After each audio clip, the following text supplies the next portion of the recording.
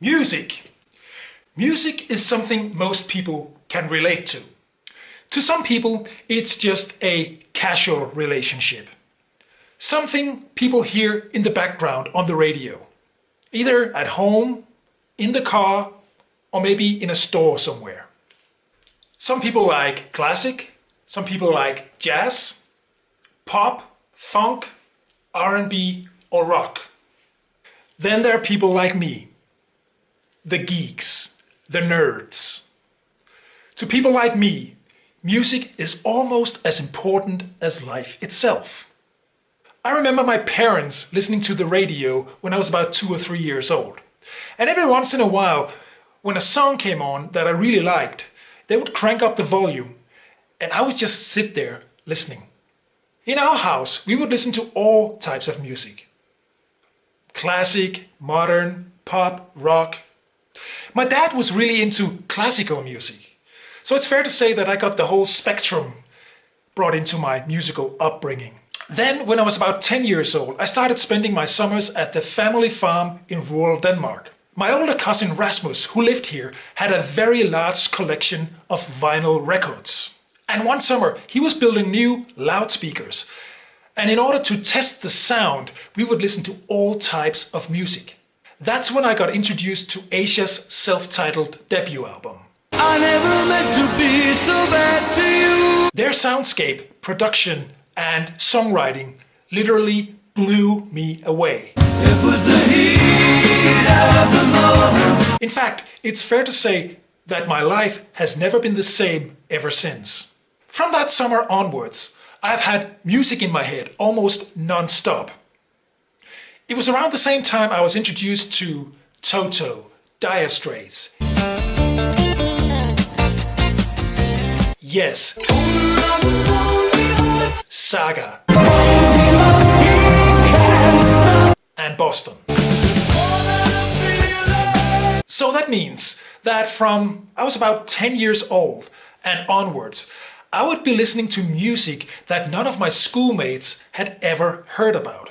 They would be listening to music like Nick Kershaw, Spandau Ballet, Culture Club, Chaka Khan, Wham. Not that there's anything wrong with any of those artists or their music. They're brilliant. But it just wasn't the type of music that I would be listening to at home in my room. I got a preference for great musicianship, strong melody, and vocals. And that has stuck with me ever since. In the years to come, I would dive into the earlier stuff, like the Beatles, the Rolling Stones, Paul McCartney and Wings. What's wrong with that? Electric Light Orchestra. The secret messages are calling to me. Elton John. I was made in England. And many, many more. And every once in a while, one of these acts would have a hit in the charts. So, by coincidence, then my taste of music would accidentally be in for a while. I always had music in my head. I would always be humming some song. And without thinking much about it, I would always be subconsciously harmonizing in my head. When my first true love and girlfriend dumped me and broke my heart, I had a Toto ballad in my head. I'll be over you. And when I graduated from high school, I had Bon Jovi in my head. When I got sacked from a job that I really liked and 110% identified myself with, I had Frank Sinatra's That's Life in my head. That's life. And in the car on the way home, I had Keen's Bend and Break.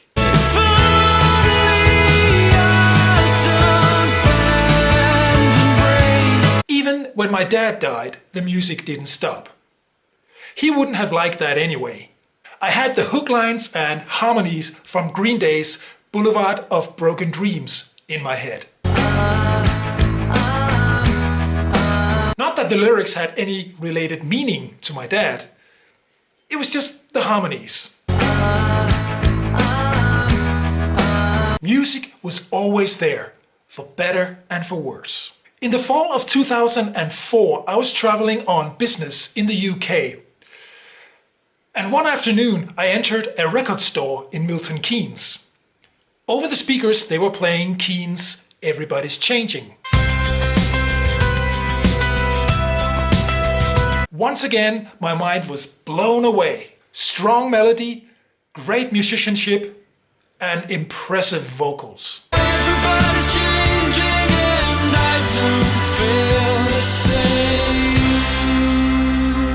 Keane's music sparked my passion for writing music myself. Only I was living an adult and responsible life with a real career. This mostly meant days filled with important phone calls, Excel spreadsheets, and plenty of corporate politics and BS. So of course I never acted on that urge to start writing songs. It wasn't until the year 2014, after returning from a one-year journey around the world with my family, that I realized that I had to make music an active part of my career. So I just sat down and started to write. And boy were those songs bad in the beginning. But I had to get them out of my system.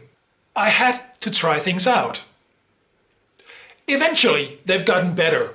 And who knows, maybe someday you will hear a song of mine on your radio.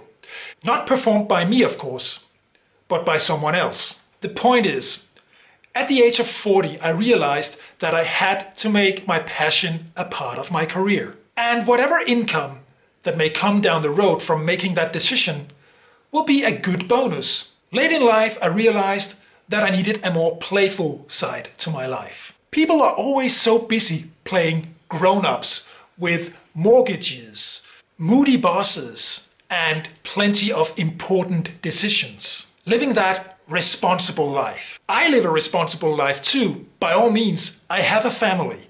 I love them. I will do anything for them. But it's finding the right balance that's important in order to really be the best version of yourself.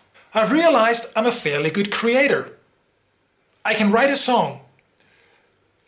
I can piece together a YouTube video.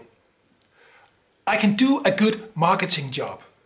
I can also make important decisions if it comes to that. Because now I know what's truly important and what's really not. And still to this day, I always have music in my head. It's the first thing I think about in the morning when I wake up. And it's the last thing I think about in the evening before I go to sleep. I hope the music never stops.